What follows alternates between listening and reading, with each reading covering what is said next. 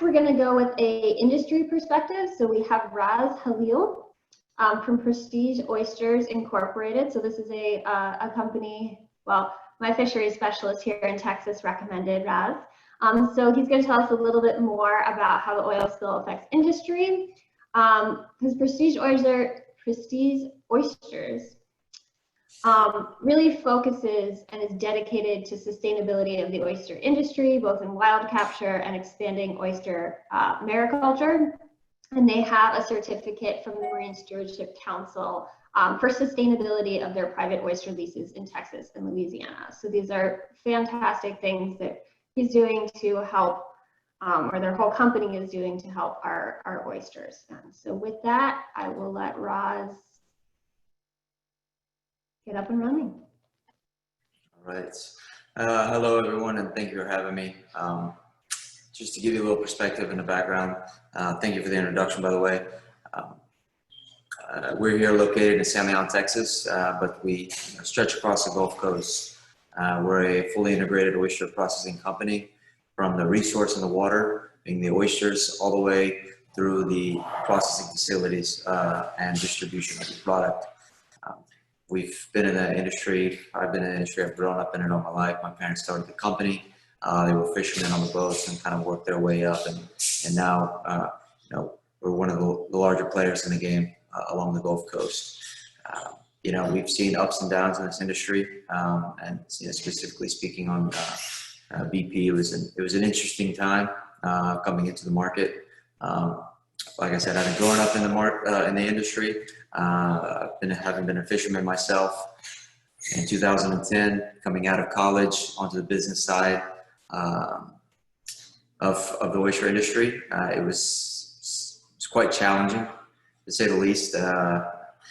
During that time, really Gulf oysters took a hit in the market. You couldn't really give them away. Like I said, we stretch across from California up to Florida, Eastern Shoreboard, even in product flowing into Canada. I mean, at that time, it was very difficult.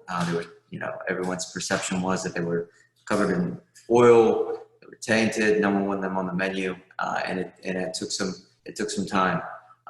But not only that, the resource also took a massive hit in Louisiana. You went from being one of the largest producing states of oysters to then having, the oyster industry decimated. And there was a lot of other key factors that went into that, but the timing of it all was during that period. And in the years after, what we had to do as an industry is really think, how are we going to bring this resource back? What are the things that we can do to make Gulf oysters plentiful again? Because the price skyrocketed, the resource became very limited.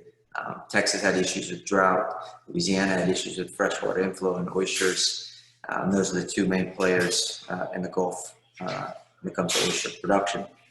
So what we decided to do was begin investing heavily into our own grounds, beyond recycling oyster shell from our processing facilities as we normally do.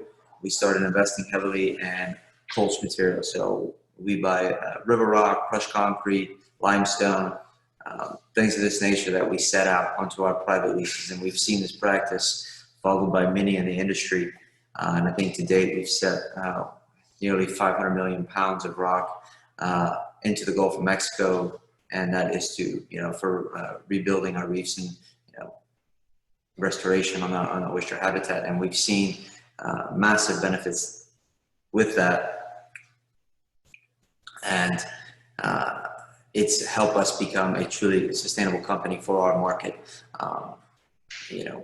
We've seen the efforts done by the Nature Conservancy as well as the state of Texas and Louisiana, and these efforts really do pay off. They really do. When you're setting out the culture and managing the resource properly, the oysters will come back and they will thrive. We've seen that, and so will the market. Fast forward a little bit today, the perception of oysters is definitely changed from 10 years ago. It's a different time. Oysters are very trendy from California all the way up to Eastern Shoreboard. They're nearly on every menu when you're on the coast, when there's seafood being served. So we take great pride in being able to, not only sell the resource that we have to other processors, but processing it for retail markets and for food service distribution all throughout the country. We touched on MSC a little bit, Marine Stewardship Council. That's something we went after a couple years ago to really ensure the customer understands that we're practicing the most sustainable fishing practices as possible. And by doing that, it's a lot of people think of it as a marketing tool, but in our opinion, it was mostly so that rather than saying that we're sustainable like many companies do or industries do, is say, we're practicing sustainable, we're sustainable. What can we do that's a third party audit to really offer some assurance to our consumers? And MSC was a big fit for us. So it was a long process, a lengthy process, expensive process, but in the end, from the efforts of the team, we're very happy with the outcome of it, and we look to keep that certification going as we grow the company and continue to grow our fishery as well. But back to the BP times, it was very tough. A lot of people got out of the industry. A lot of people decided that it was just too much of a burden to try to continue going forward. And then you also saw a number of people come into the industry and change what they were doing for the better, and we've seen that as well. So it's been a wild 10 years post BP, but thankfully I definitely feel like we're beginning to become on a rebound with things like oyster mariculture. Now we're seeing that in Texas. It's a niche market, and I think it will be a success here.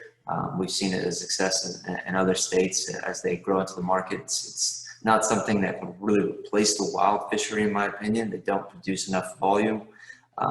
It's a niche and boutique type oyster, but they do have a place in the market.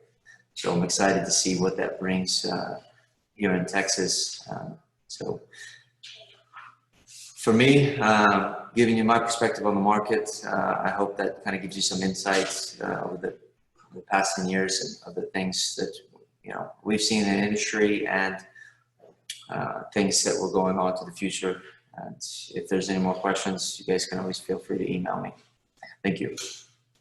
Wonderful. Thank you very much. We appreciate an industry perspective. And if you guys have any questions, we're happy to talk about it after our one more speaker. So please put your questions in the chat.